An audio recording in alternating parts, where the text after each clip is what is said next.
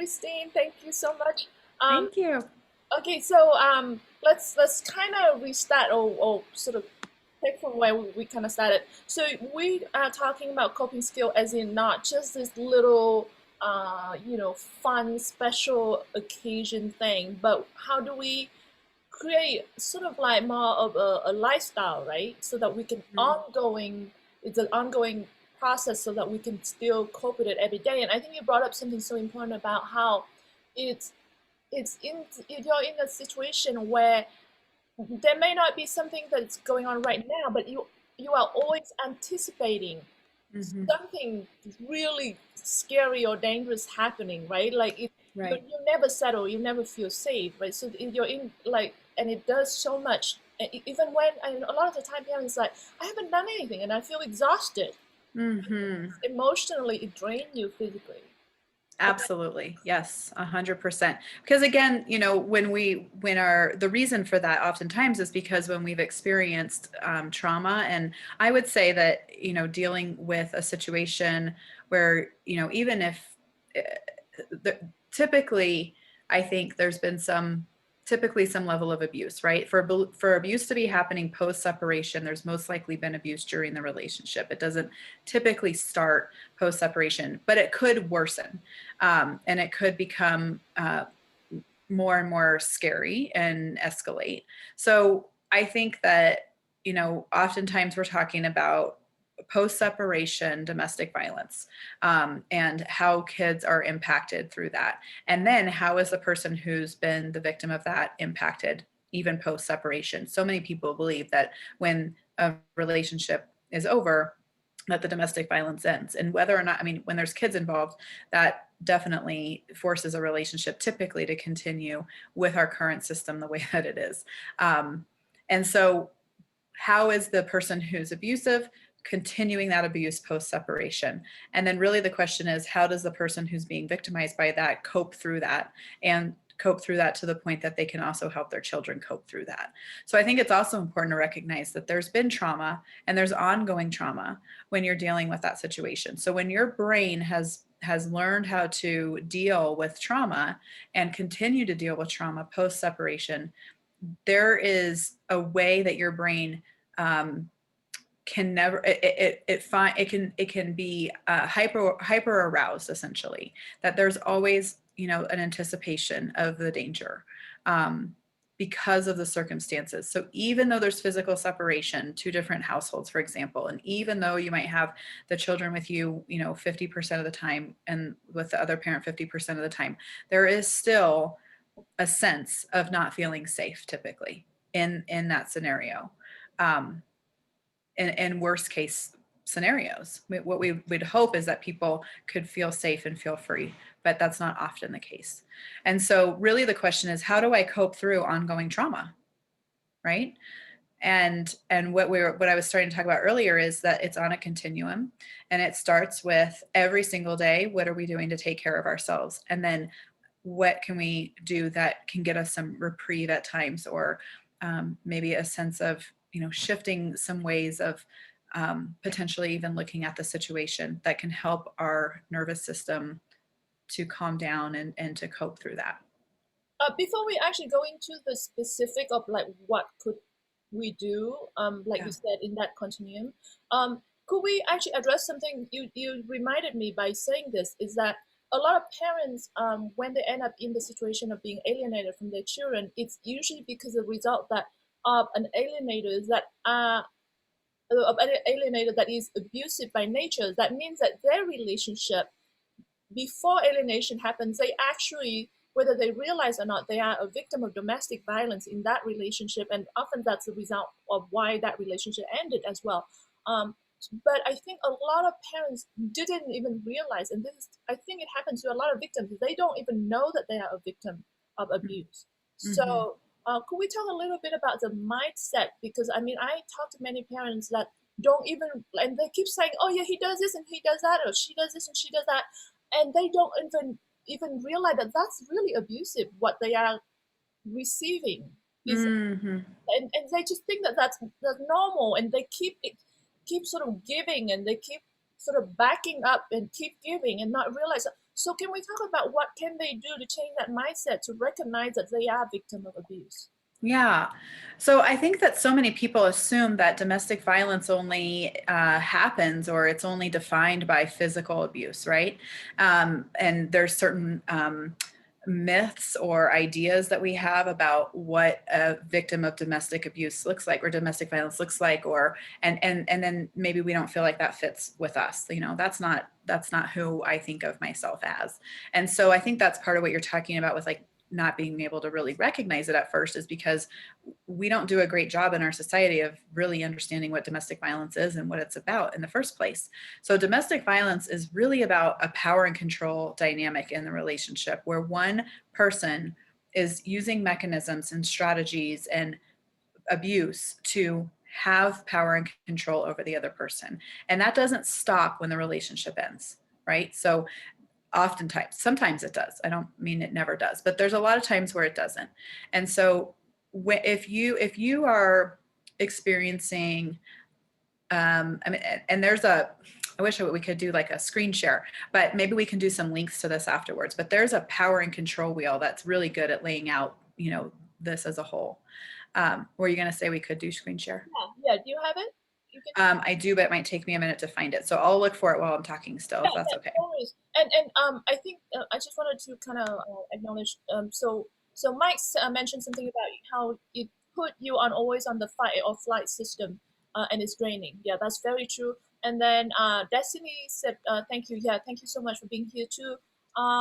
Okay, Claudia said she never realized that she was a victim. Actually, many of us never realize that we are victims. Um, Mhm. Destiny mentioned about how it's a lot of coercive control and Yeah. emotional abuse, and alienation usually started way early on, even while the marriage is still kind of in place. Heather Mhm. said that I didn't realize that this is domestic violence. And Claudia said, this is so important. Claudia said, we normalize what is happening. Yeah, we so used to being a victim, we used to that sense of abuse that we kind of go, well, this is normal. This is just what's going on. We don't even realize that that's abuse. Um, Mhm. uh, Nikki, I don't know how to pronounce your name. I apologize. I know you're calling in from Carolina. You said, yes, I never knew that I was being abused. My abusive life was a normal life for me until I left my ex and saw what really was happening with me. Yeah, it's unfortunate, but it's really, I, I've been there. And I've seen so many people in the same situation. Rachel said me neither. Laura said that she never heard of narcissistic personality disorder until I was already 2 decades into it. Yeah, it's so all of these parents are saying yes, they are experiencing the same thing, Yeah. and so yeah, I think recognizing it, like how do we recognize it, how do we identify it, and how do we break out of that, because we get so used to it and that we keep accepting, and so how do we recognize where the boundaries should be? Yeah. Yeah. Yeah, that's a really good question.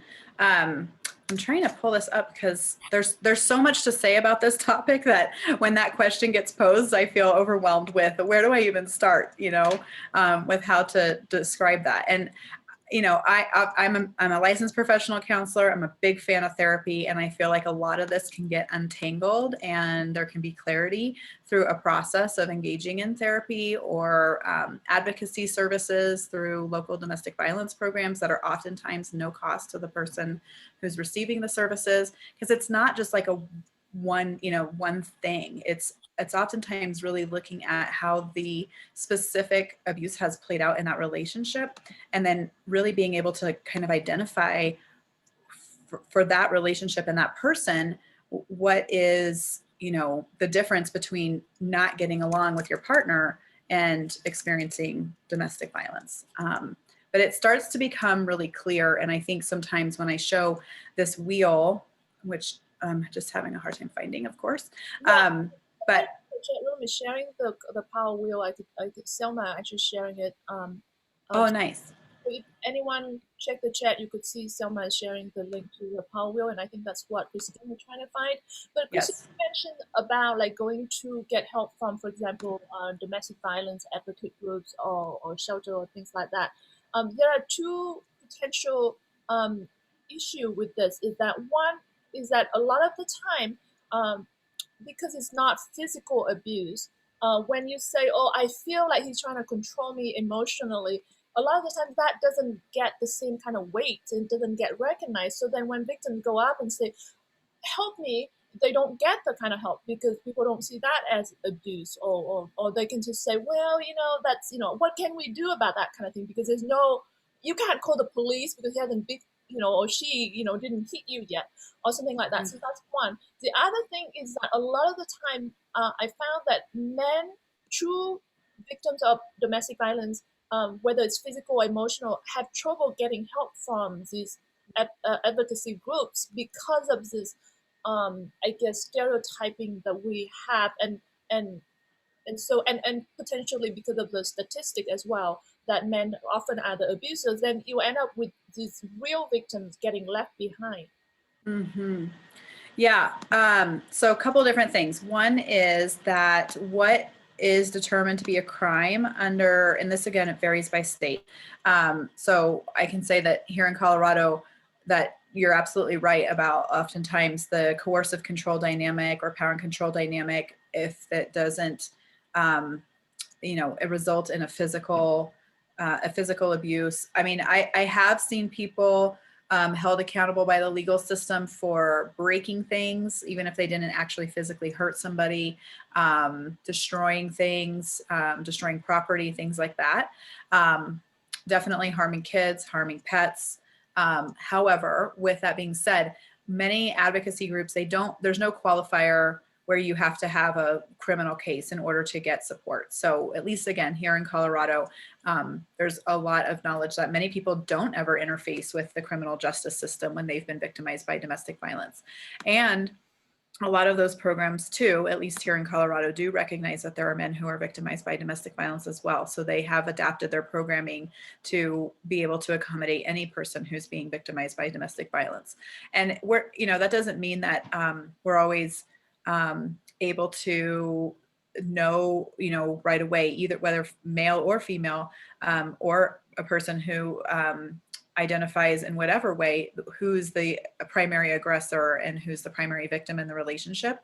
However, when you're an expert in domestic violence, and many advocacy groups are, they oftentimes can tell, especially after spending time with a person, because there are certain ways of presentation, of people who are primary aggressors versus primary victims. So I don't want to share too much of that here because I, don't know that it serves a purpose in terms of, I don't want people to learn how to be better abusers by watching this podcast, right? This Facebook Live. But the point being that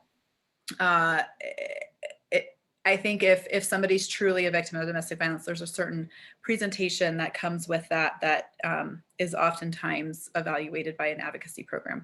And so just want to demyth the idea that you have to have a criminal case in order to get help. That's not true. And the National Domestic Violence Hotline can direct you to services in your area where you can connect with advocacy programs. You also want to probably, ask, if you're going to therapy, what is somebody's history with understanding narcissistic abuse, domestic violence, things like that, because somebody who has done extra training and work as a therapist to better understand those dynamics should be able to assist people in that way. So I don't know if that fully answered your question, but those are some things that came to mind. And I did find the power and control wheel, if we want to Awesome. pop that up real quick for folks to look at. Actually, yeah, Laura in the chat room actually mentioned something, just kind of touch on what you just mentioned, which is, you said, to go and get help, get therapy. And so she mentioned about how the importance that therapists have to be really understand the trauma, like know how to deal with people that, yeah. So that's really important to get the right kind of help. Exactly. Make sure that you don't assume that all therapists are well trained in this area. It's really important to ask some questions at the beginning about, what is your knowledge of domestic violence? What is your knowledge of domestic violence victimization? Do you have a background in working with trauma? I think that there's an assumption that all therapists know how to do all things well, and that's just not the case. there's people that specialize in different areas. So making sure that you can ask those questions when you're looking for the right fit for you. And a good place to also, you can sometimes ask the advocacy center, even if you choose to go to therapy versus advocacy, they might have a list of referrals to people that they've vetted and know have specific expertise in that area. Okay, so should I try to? Yeah, go ahead. Yeah. Like you want to share the screen, right? Yes. I just am not sure if it's going to show you just, okay. Can everyone see the screen? I think it might be kind of difficult to read, but Is it, is no, that I any think for better? me it's very clear, but I don't know for the audience. So you guys let us know if you can see this, okay? And then yeah, go ahead, Christine. And we'll put a link in the chat too to find it, but or you can Google it. So essentially how I like to explain this is in the center is the power and control. That's the hub. That's what this is all about. And then the spokes on the wheel that come out from there are the specific behaviors that, typically they try to kind of categorize it. It doesn't mean this is an all-inclusive list or all-inclusive of categories. And since this original wheel came out, there's been many, many variations of it that are really interesting and really helpful in understanding this. But the spokes that come out from the hub are the behaviors that are put in place so that when really violent behavior is happening, and something that's not on this original wheel is psychological violence as well. You can't really have physical and sexual violence without having psychological violence. It just is. There's always psychological abuse happening in this scenario, in my opinion. So the spokes are the dynamics or the strategies that the abusive person puts in place to justify their need for the power and control, or try to get and hold on to that power and control over the victim. So a lot of times, the question that a lot of people ask is like, why doesn't the victim just leave the domestic violence relationship? It's the wrong question to be asking. The question that we should be asking is, why is the abusive person being abusive? Number one. And number two, we have to know that these spokes are put into place way before some of the behaviors start to manifest that really start to become clear, like, whoa, this might not be a very good situation. Something bigger is happening here than just some arguments with my partner. And so by that time, you might be worried about what's going to happen to your children if you separate. You might feel that you're economically or financially caught, and you might have to, decide, well, what are you going to do to make sure that you can sustain yourself and your children after you end the relationship, things like that.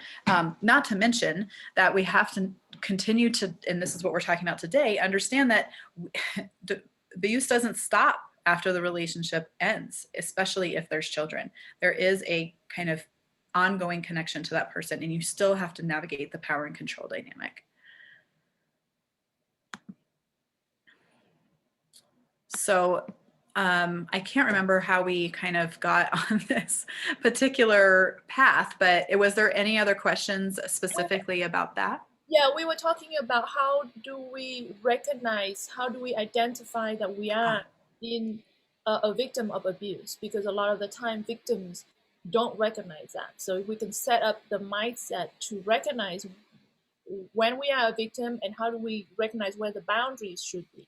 Yes. So I would recommend visiting some websites, and they have oftentimes a way to kind of go through and think about some questions. They have some thought-provoking questions. And again, the National Domestic Violence Hotline, if you Google that, and Petra, maybe you can do it and throw the link in the chat. But you can call that phone number or visit that website, and they have a great deal of information. And I'm using that because our audience is not just in my state. Otherwise, I'd give more specific resources. But essentially, there's questions that'll be asked about how your partner relates to you, how you relate to your partner, what happens when you disagree, what happens when you want to have an opinion that's different than your partner, what are some of the, do you feel intimidated, do you feel controlled, do you feel punished, Oh, those that's things. good. So this is like kind of like a survey, a list of survey to try to assess what Mm-hmm. the power dynamic is like in that relationship.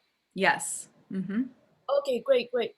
Before we go on, actually, I wanted to acknowledge something. So we just started our Patreon page, and I wanted to acknowledge Selma and two people that we haven't even announced our Patreon page, and already have 2 patrons on that, and we are so grateful. So I want to acknowledge Selma and also Debbie Lebensberger. Thank you so much for your help, because you know, like, your support really mean a lot, and it really helped what we are trying to do here. So thank you. So yeah, let's continue with this. We're talking about the mindset, how to recognize that, and you talk about, you know, maybe doing one of these surveys, answering these questions, and then suddenly they're gonna kind of wake you up, as in like, wow, you know, my idea has never been acknowledged, my feelings aren't acknowledged, and you know, this and that, or you know, like, of for a lot of victims, they will, I hear this, they would say, you know, when I'm sad, for example, so and I bring up something, suddenly it get turned into their problem or their, Mhm. you know, right? It somehow like turn around, it become about them instead of the person that actually needed the support or the help, right?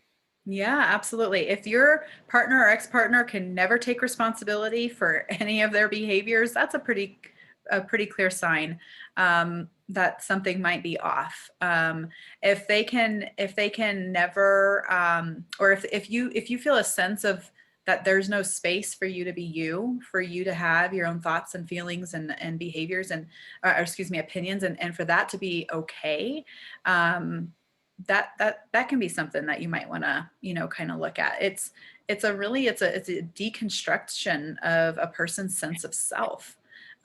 Is the process by which you really, because if you think about it, if one person had complete and total control over another person, what would that mean for the person who has no control, right? And so how do you get that? I mean, as human beings, we kind of have a natural sense of uh, knowing, you know, what we like and what we don't like and who we are, you know, to a certain extent. And so if there's no space for that to exist, then and then subsequently, if you do challenge that control, for example, let's say the ultimate challenge to that control is saying, I don't want to be in this relationship anymore. And things escalate and get worse and get violent. And you really don't feel like you are safe to end the relationship. It should always be a choice. Being in a relationship should always be a choice by two people, not one person feeling that they're obligated or stuck in the relationship and aren't able to leave. And the other person feeling like their job is to keep that person in the relationship and not let them leave.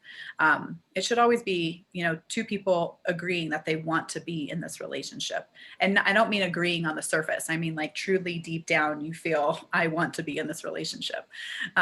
So I think and then, so what happens then is post separation is that oftentimes when an abusive person's control has been challenged, is that then they punish the other person for leaving the relationship or, you know, kind of going against that control. And that's oftentimes where we see escalated behaviors and this, like what we're talking about today, kids being harmed in the process of that.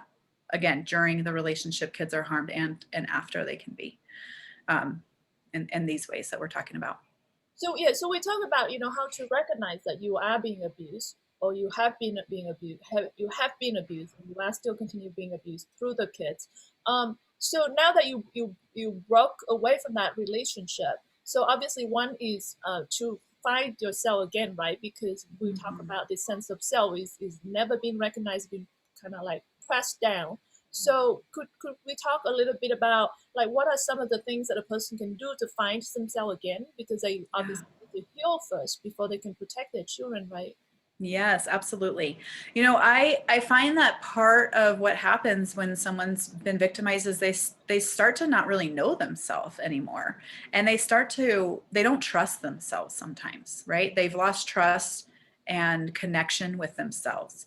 So I think that the first step towards that is starting to reestablish a sense of trust. And you know, again, this can happen through the therapeutic process, but also um, just like first steps are, you know, being able to step back and recognize if some of the negative messages that oftentimes come with us, whether they're true. You know, if the message in your head is that, for example, you can't do anything right, you always mess it up. That's a pretty common message that a victim of domestic violence might have, right? That they are just completely incapable of doing anything, or doing it correctly, because from the abuser's perspective, their way is the right way and your way is the wrong way, right? So if you step back and kind of say like, is it true? Is it true that I have not been able to ever do anything in my life that's gone right? Or is it true that I can't even go to the grocery store and complete my grocery order, correctly? Like, is that true, or is that someone else's perception or way of trying to control me? Struggle, right? Because I think victims get used to seeing themselves through the lens of the abuser. Yes. So how do Yes. they stop and go, oh, actually, that's not me? Like, because Right. you got so used to seeing yourself that way. Yes. Like, what are the tools, or who should they talk to, or how, because you sometimes you don't know what you don't know. Yeah. So how do we wake up to say, like, am I ugly? Am I clumsy? Am I not capable? Am I not smart? Like, how do they Mhm. stop and then say, no, actually, I am smart, or actually, I am enough? Yes, that's such a good point. And it's hard to say like, who to who to do that work with outside of what we've talked about already as far as therapy or advocacy, because sometimes people come from abusive families themselves, right? So if you've already been told by your parent, or you grew up in a family where there was abuse, and you're being told, or you have been told, the seed's been planted, let's say, that you're not very smart, and then the abusive person just built on that narrative, to go back and try to get some perspective from your family is going to further the problem. So it's almost like you got to find somebody, maybe somebody, a friend that you trust, that you feel like truly has your best interests at heart, or maybe it's somebody that you've kind of met at work, for example. A lot of victims of domestic violence are in jobs that are really great jobs, and they're very capable there, right? And they're very able to deliver in their jobs, but then there's a sense that like that's the only place that they get that recognition. So I think it's comparing and contrasting different scenarios, different situations, to what the narrative has been that the abuser has fed that person. And sometimes that's through people who are already your supports, and sometimes you need to find new supports. Start looking for people who might have more of a objective perspective of who you are, rather than an investment in trying to tear you down. Great. So okay, so the first thing is to identify and recognize that you are a victim of abuse. Second thing is to redefine yourself, try to understand who you are. So re-examine that, being critical of that. After you learn about the power control dynamic of the relationship, and then Mhm. the next thing we kind of started at the beginning talking about, doing things so that you can keep yourself um, okay, not just a special occasion, a special gift, or treat, but how do we keep ourselves in a sort of even kill? And that's the question a lot of parents asking in the room right now is, how do I cope of this pain because I'm losing my Mhm. children and being attacked all the time? How do I Yeah. cope? So what are the tools? I mean, in addition to therapy and the advocacy groups, what Yeah. how do they cope every day to be okay, to get to that point? Yeah. So I think that a lot of things come back to, again, basic self-care. Are you getting enough sleep? A lot of times people's sleep is disrupted. Their appetite is not normal, right? They're experiencing anxiety or symptoms of depression. So really being able to kind of take a look at that. What are some of the things? Because gosh, if you're not getting good sleep, that really can make it harder to cope through anything, right? So really kind of starting to look at what's going right and what's not going so well here in my day-to-day life. So am I sleeping enough? Am I drinking enough water? Am I eating enough food that I can regulate my blood sugar? Things like that. Kind of everyday basic things. And then it's what joy do I have in my life outside of this situation? Where can I find joy? Maybe that's in conversations with good friends. Maybe that's having some alone time. Maybe that's binge watching some Netflix. But really, like, what are the things? Going on a walk in nature, taking some nice big deep breaths and exhaling, maybe listening to a meditation online, or engaging in some sort of physical activity, stretching, yoga, light walking. It doesn't have to be like you go from doing nothing to doing a daily workout. It can be starting to kind of look for, where can I build joy in my life, and where can I find ways that I can breathe. And really, it might just be about breathing through that day. Might be a gratitude journal, writing down 3 things that you're grateful for. And it doesn't have to be huge things. It can be, I'm grateful that the sun was shining today. I'm grateful that I, for me, I love coffee. I'm grateful that I got my cup of coffee this morning and I didn't run out of my favorite creamer. I'm grateful that I'm here another day. I'm grateful I get to see my children this weekend. I'm grateful that, whatever it is, but it doesn't have to be these big things, just finding some gratitude also. And it's not always easy to do. I know there's days where it feels like there is nothing to be grateful for and you don't have the energy to go on that walk, and that's okay. But what can you do? A lot of times people focus so much on what they can't do, what they're limited by. And so then just flip the script a little bit and say, what can I do today to replenish a little bit? What can I do today to cope? For some people, if they're on like civil communicators or talking parents types apps for communication, they might need to turn off the notification noise for a couple of hours so that they can just that noise can send people into an anxiety attack, right? So maybe it's, I need to turn that off for an hour. Again, I don't want to suggest something that might be harmful if people need to be reached urgently for emergencies. But if there's a way for somebody to reach you urgently, if there's an emergency and you can turn off the ding, that can be a way to just say, I'm going to take reprieve. I also suggest that sometimes people, don't be constantly looking at those messages or replying right away, taking some time to think through and breathe through, calm down the nervous system, and really think about a thoughtful response rather than just, trying to respond really quickly, can be something that I've heard can be really helpful. Thinking about increased security sometimes can be a way to help bring down some worries about safety. So, oftentimes, I know, again, locally, I don't know if this is everywhere, but our police department will come and do like a walk around your property to say, here's a place where somebody could, be hiding and harm you or something like that. And here's a place where you might want to install a camera. So doing things to increase safety. You can also find safety planning tools and templates online oftentimes, and thinking about, I really like comprehensive safety plans that are about not just what do I do if I'm being attacked, but what do I do if I'm having one of those emotional moments, I'm alone, I'm feeling lonely, and I want to reach out to the person who's been harming me and say, I love you and I miss you. How do you safety plan around that? Because if that's not really where you're at and you're just having one of those moments, then that can have a lot of big effects later that bring about more stress.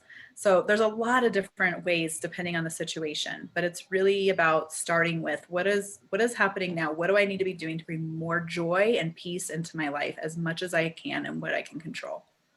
I think that's great. I think we talk about a lot of things there, and I just wanted to maybe summarize it a little bit, which is, it seemed to me the first thing is to be conscious about taking care of yourself, right? Because Yeah. a lot of the time when you're going through the trauma and then trying to just surviving, and a lot of Yes. people, like a lot of parents, lose their job or it's affecting their Mm-hmm. job, so they're not doing well, and then so they like you said, don't sleep, don't eat enough, and I'm such a hypocrite because I don't sleep enough. I I've been talking about going on a healthier diet, but I just, yeah, but yeah, I think having that, the first step is being conscious about, I'm gonna try to take care of myself, right? So I think that's definitely the first thing, and then so then you can talking about things like, taking care of your health, like you said, diet, drinking water, physical activities, things like that. And then the next thing is mental health, right? Like having Mm-hmm. gratitude, and then trying to reduce that sense of fear, like you said, talking about creating a safety planning. And it's not just about physical safety, but also what about those situations where you feel like you're breaking down and you really need someone, Mm-hmm. and not, yeah, not saying things that you don't want to say or things that you might regret later. And then talking about, trying to not jump and react anytime something come at you. So take your time out and before you respond, because then you can process it a little bit better, right? um Mm-hmm. so that's talking about every day to day. what about, and you kind of touched this a little bit, is I found it very common for parents in this situation is that there's a lot of things that could trigger them.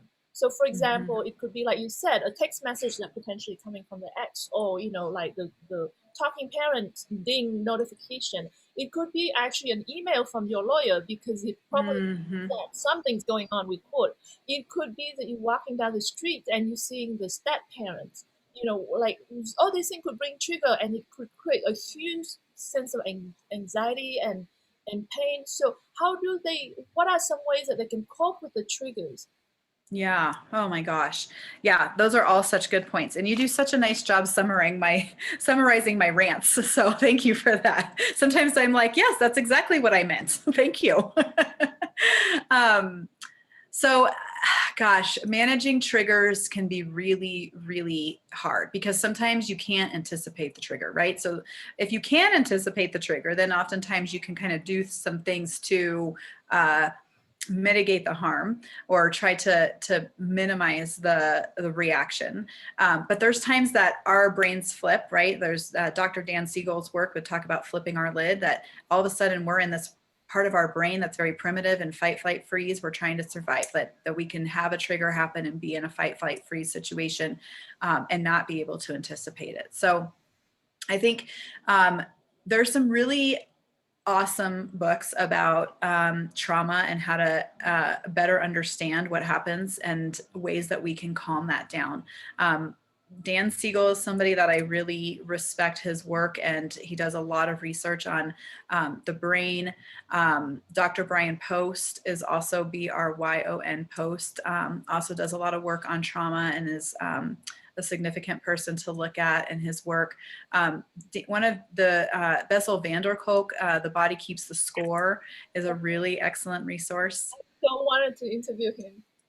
Oh, I hope you get to. I would want to interview him too. I'd want to just sit in his presence. To me, he's a superstar, you know. You know, Um, but yeah, so again, it's kind of one of those things that's hard to just answer, you know, how do you manage triggers? Part of it is trying to anticipate triggers and what that means for you and changing your narrative or changing your perception around that trigger. so it's Um, framing it right. Yes. But then if you can't do that and you find that you're in a situation where you're suddenly having a trauma response, which might mean that you're becoming really aggressive or you're completely retreating or your reaction might be bigger than what is seemingly necessary for the situation, or you hear that ding and then you perseverate on it and you can't enjoy the rest of your day. It steals your joy, it steals your peace, because now you're perseverating on the fact that you have to look at it and you have to respond and you just don't want to, which is understandable. So I think that it's sometimes is about having grace for yourself and saying, I'm responding this way because of the things that I've been through and because I know that there's potential for harm here. And so next time I'll try to do XYZ differently. Or okay, now that I know that this is a trigger, it's something that I can work on, how I want to try to be more mindful of what I do in response to that next time.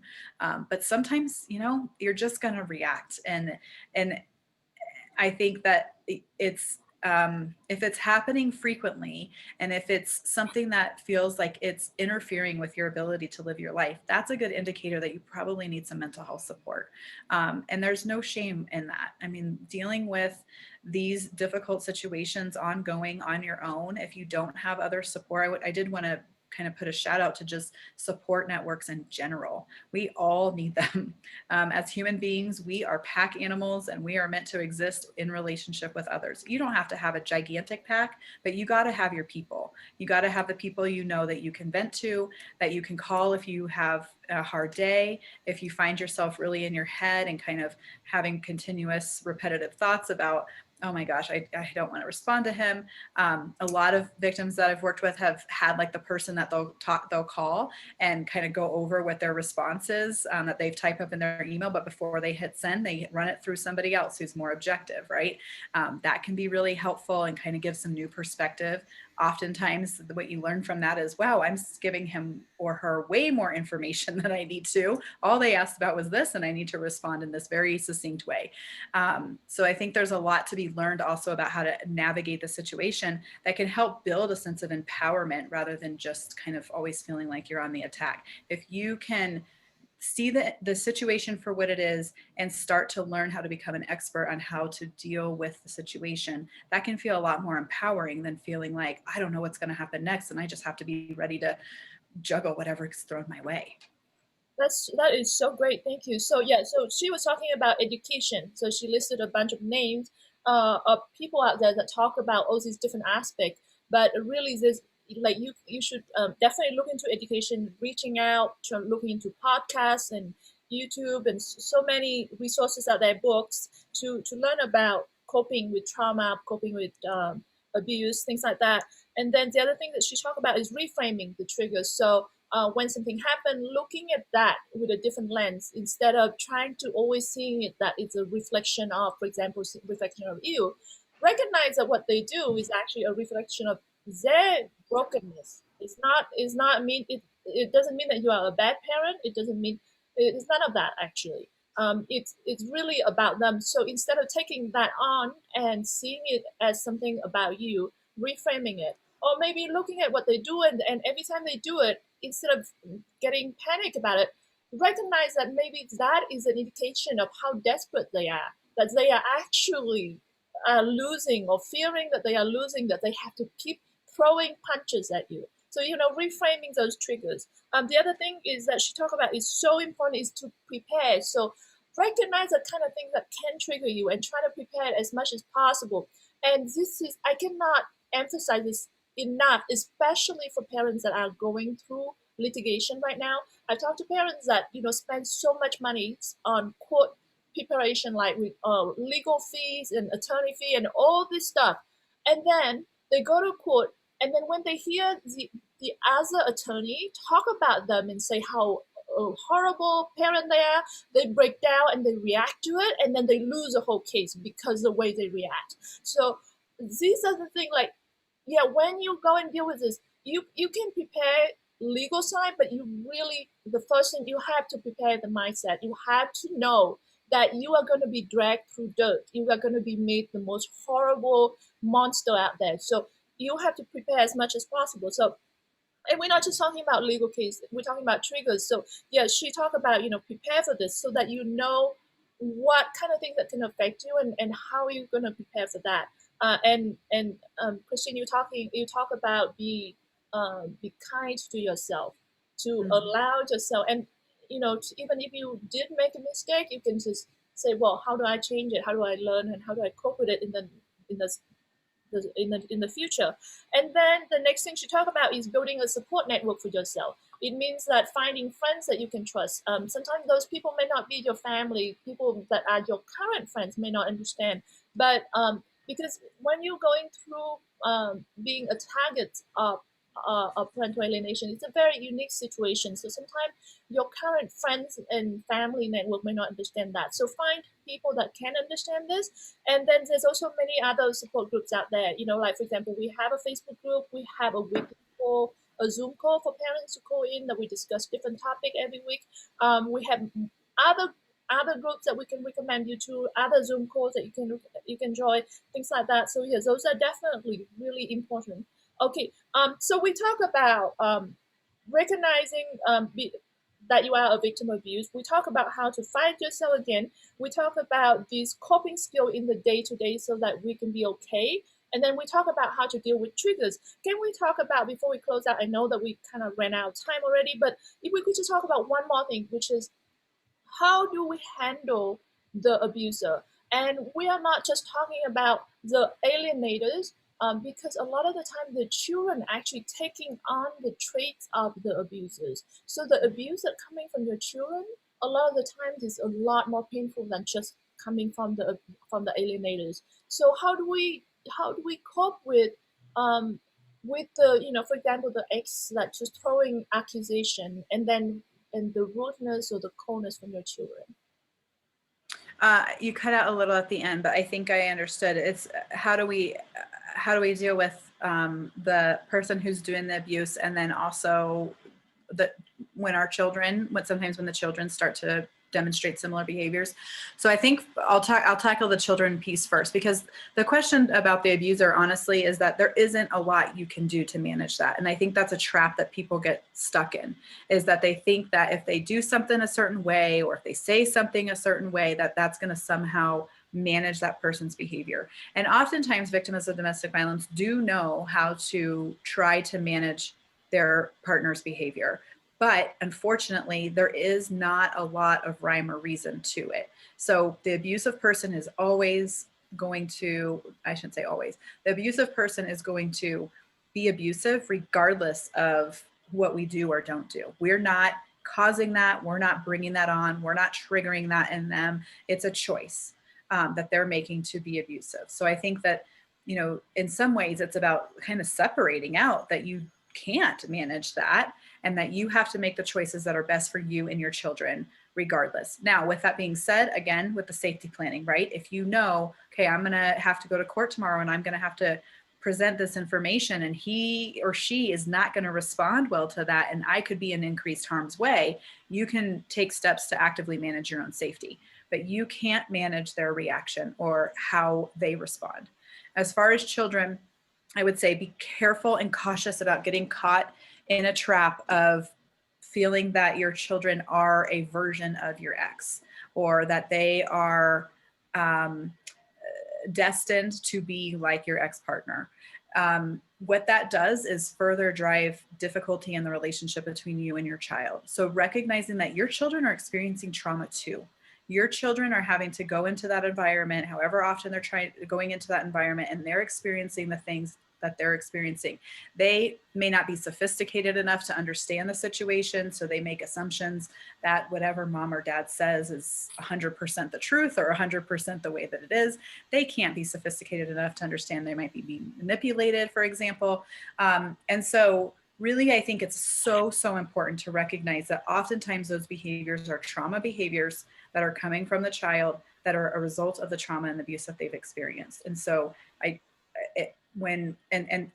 know that there's times that, especially as children get much older, that they do start to demonstrate the same abusive patterns, which is kind of a whole nother topic. But for the purposes and with the amount of time that we have today, I would just say, be careful about making assumptions that your children are a mini version of your ex-partner, because it doesn't do anything good for your relationship with your child or your ability to help them through what they're going through, which is a lot of pain and difficulty too.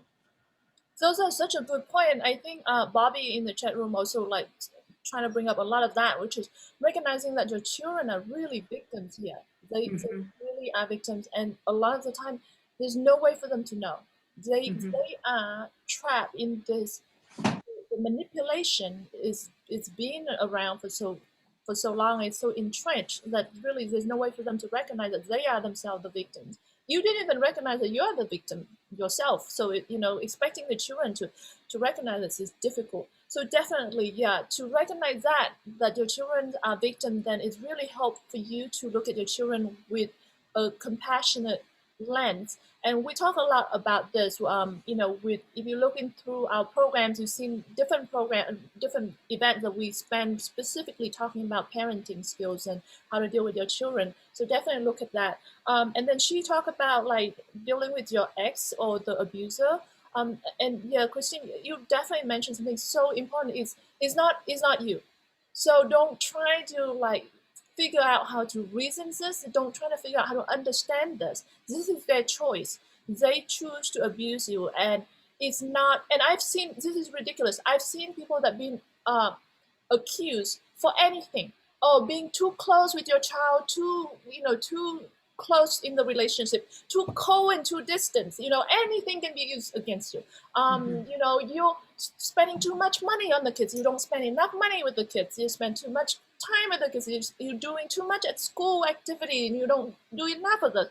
If they wanted to, and they do, they want to abuse you, so they will use anything out of context. It doesn't matter. I've seen parents said, "Oh my God, I don't have enough money, and so I'm depressed," and then that being used against me. And then I've seen people that there's all sort of things that been used against you. Just know that it's not about you. It's really so if you can separate that, like Christine said, separate that from trying to handle or trying to figure out this person. Um, let's just recognize that, and then instead of reacting to what they do, you can step back and just focus on whatever the issue at hand that need to be addressed, right? And then anything else that's not directly relating to the children or need to be addressed, you can just ignore it and just leave it out, right? And just step back a lot from that. Um, Yeah. yeah. I So think I think the trap is thinking that you can manage the other person's behavior or choices, and that it's just it's impossible. right, right. And especially when it comes to people that are already so abusive Mhm. and yeah, and controlling, it's really difficult. Thank you so much, Laura and Destiny and Jen, for sharing this video. And yeah, other people, please do share this. And if you not already are on our mailing list, please join the mailing list on our website, victim2hero.com. We have a lot more programs coming up. I can't tell you what the next week is. I forgot. I think it's actually next week is talking specifically about fighting in court, the legality of it. I think we have the interview with attorney Ashish Joshi about how to build the case. And then we have many other programs coming up. We decided now that every fourth weekend of the month, we're going to do an event where adult children of parental alienation are going to come, and we're going to interview them and talk about their experiences. So we're going to try to have a lot more of these sort of events. So please join our events. And Christine, thank you so much for today. Thank you. I know that it's a lot for a little bit of time that we Yeah. have. Yes, but I'm so grateful for your audience that signed on, and I hope that this can be helpful, in understanding the bigger picture of what's kind of going on sometimes for folks, and how to get some help and some support, and be able to cope through that. Yeah, thank you. And then actually, a lot of people were asking like what experience you have, and if you guys have been with us for a while, you know that anytime we bring a speaker on the program, we really vetted them really well before we bring them on. That's why we have amazing speakers, because we only choose people that we know they truly have the experience and know what they're talking about and truly represent the victims, represent the alienated parents and the alienated children. And so, yeah, I actually know Christine in some very specific cases that yes, I can tell you that she knows what she's talking about. You can reach her out from, she's on Children Wellness Center of Colorado. So that's how you're going to reach you. And we're going to put that link on our website as well on a post where we're going to summarize this talk. So thank you so much, everyone, and I see you guys next time. Thank you.